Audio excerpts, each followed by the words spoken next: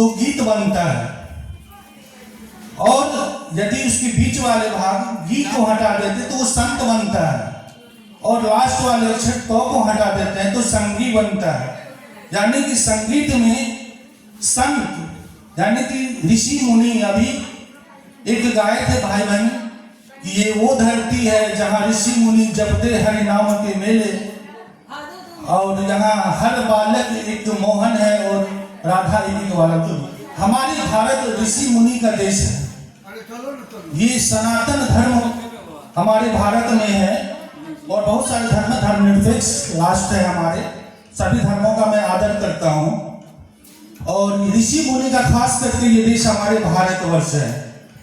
और संगीत में भी संत है, आपको बताया मैंने, और संगीत है जिसमें संगीत वही है जो आदमी संत हो, जो आदमी ध्यानी हो। मैं संगीत और ध्यान के बारे में बात कर रहा हूँ आज की टॉपिक। जो ध्यान करता है, ध्यान सब कोई नहीं करता, ध्यान जो संत होते हैं वही ध्यान करते हैं, ध्यान सबसे नहीं होता, क्योंकि हमारा मन जो है बहुत विचलित होते हैं, ज्यादातर नेगेटिव बातें सोचते हैं और सही रास्ते पे जाना भूल जाते हैं लोग, अक्सर गलत संगति में पड़ जाते हैं, तो वो संत नहीं हुए, वो ध्यान नहीं किए। तो ध्यान वही करता है जो संत होता है, वो संगीत में घुसा हुआ है, संगीत में दिखा कि घी को हटा दी तो संत बना, और उसी से उसमें जो संगीत से मित्रता कर लिया, संत से मित्रता कर लिया, ज्ञानी से मित्रता कर लिया, संगीत को ही अपना सर्वस्व समझा, वो संगीत के बारे में कुछ जान सकता है। संगीत रामायण काल, महाभारत काल और उससे भी पहले कब इसकी उत्पत्ति हुई इसका कभी उल्लेख नहीं हुआ। कोई किताब में है तो दिखाइए मुझे, कहीं नहीं है।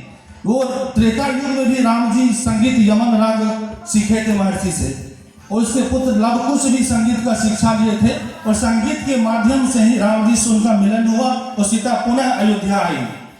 क्योंकि राम जी के मन में भी उसका थोड़ा सा, राम जी पुरुषोत्तम है लेकिन उनका भी मन एक जगह हट गया था, विचलित हो गया था। तो संगीत में एकाग्रता जो है सबसे पहले होता है, एकाग्रता होनी चाहिए, उसमें ध्यान होनी चाहिए। संगीत जो है वो ऐसा मतलब एक विषय है, ऐसा वस्तु है जो हमारे दिल के जितने भी नेगेटिव पॉइंट्स हैं, जितने भी निरंकारी भावनाएं, जितने भी मतलब अशुद्ध विचार है, दिमाग है, ब्रेन है, जो भी है, उस सब को बाहर करके हमारे मन को खुशहाली प्रदान करता है वो।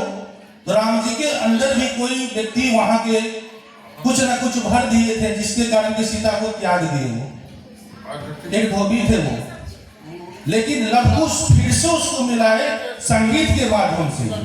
वही गाना बजाना गा रहे थे, जाके राम जी सुने और बोले कौन है उसको बुलाओ, और वो गाना गाए थे राम जी के दरबार में दोनों भाई, और संगीत के माध्यम से ही राम को राम का ही वर्णन सुनाया, सीता के बारे में बताया, और अपने आप को बताया कि हम आप ही के पुत्र हैं संगीत से।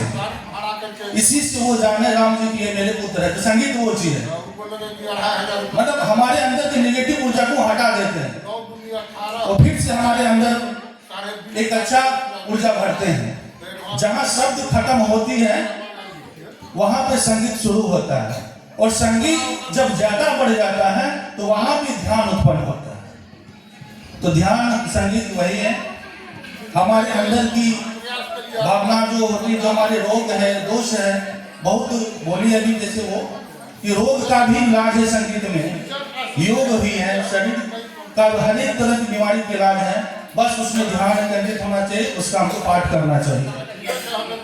तो संगीत मानिए तो बहुत अच्छा विषय है और अच्छा चीज है। विषय क्या बोले, संगीत एक भाषा है, संगीत एक वरदान है, और सभी पे संगीत सवार नहीं हो सकता। जिसमें माँ सरस्वती की कृपा हो, जो अपने अंदर संत भावना रखा हो, दूसरे के प्रति अच्छा बिहेव रखा हो, प्यार रखा हो, वही आदमी के अंदर संगीत थोड़ा सा भी जा सकता है।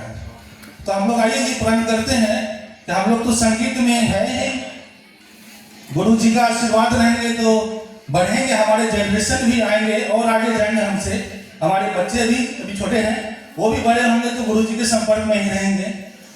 तो हम लोग यही मतलब ये करते हैं, हम लोग का कभी शुरुआत है, आने वाली पीढ़ी हम लोग से बहुत ऊपर जाए और इसी क्षेत्र में जाए, क्योंकि इसी में जो है आजकल जो रोजमर्रा की जिंदगी हमारे भागदौड़ की जो गलत रास्ते हैं, गलत आदतें हैं, तो उससे अच्छा कि हम इसमें रहें, ऑटोमेटिकली हम संत बन जाएंगे, ऑटोमेटिक संगीत हमारे संगी बन जाएंगे, ऑटोमेटिक उसी में हम गीत खोजेंगे।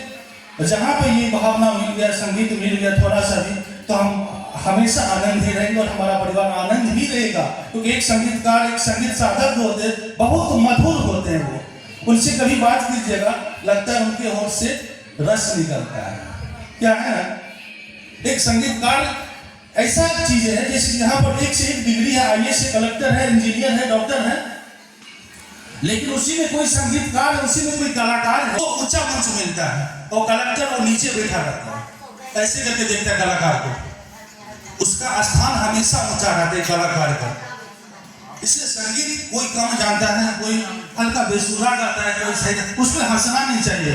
ये आप लोग सीख लीजिए। हम शायद आपसे सीनियर है उम्र में, हालांकि आप लोग हमसे क्वालिटी में बहुत आगे हैं, हम कुछ नहीं। जीरो सर को भी बोले थे हमको बेइज्जत मत कीजिए सर, हम सबसे सीनियर है क्लास में, बच्चे लोग के सामने हम बेइज्जत हो जाएंगे, ऐसे बोले थे सर को, ऐसे बोले थे। लेकिन आज हमको बहुत खुशी हो रहा है, बिना देखे हम कोई तैयारी नहीं की, याद ही नहीं हो रहा, रात में 4 बजे तक जगे थे, कुछ भाषण नहीं याद हो रहा था। हमको जो मन में आएगा वही बोल देंगे, लेकिन बोलेंगे। सर को बोल, सर कल तक बोले सर हमसे मत बोल रहे प्लीज, और सर मुझे इतना ये कि नहीं तुमको बोलना पड़ेगा, और गौतम सर का गुस्सा आप लोग जान नहीं करते, ये बोल दिया तो ब्रह्म वाक्य हो गया। इनको कोई चीज का भगवान मां सरस्वती दिक्कत नहीं है, घर का भी नाम रखे स्वरांजलि, वो उसमें केवल स्वर ही स्वर गूंजते हैं। वहां के हमारे सर है, हम लोग का वो भाग्य है कि हम लोग 2025-27 सत्र के विद्यार्थी है, जिसमें गौतम सर हमारे आदरणीय हम लोग का प्रोफेसर है, विभागाध्यक्ष है। 2028 में ही सर रिटायर हो जाएंगे, उसके बाद पता नहीं कैसे सर आएंगे। हम लोग का वो भाग्य कि इनके सानिध्य में हो जाएगा, हम लोग पीजी करें, सर का सर जरूर सक्सेस करेंगे, हम लोग सभी सक्सेस करेंगे। आइए हम लोग देखिए जो है ऐसा ड्राइंग करते कि संगीत के समंदर में इतना गोता लगा, इतना गोता लगा, एकदम अमृत के अमृत निकले, उसमें दम नहीं घुटता है। समुद्र में डूबने से दम, संगीत के अंदर जितनी देर उसमें दम घुटेगा नहीं, आनंद आएगा, एकदम आनंद आएगा। बस इसी के साथ मैं अपना बात को यही समाप्त करता हूँ। जो बुरा लगा बस क्षमा चाहता हूँ, आप लोग बड़े भाई की तरह मुझे माफ कर देंगे, मेरे बच्चे सब, मेरे भाई बहन सब, मेरे दोस्त, हमारे सर, हमारे मैडम, बस यही बोलता हूँ आप लोग को। बहुत बढ़िया। अब हमारे बीच MLP कॉलेज की प्राध्यापिका बिजली प्रकाश जी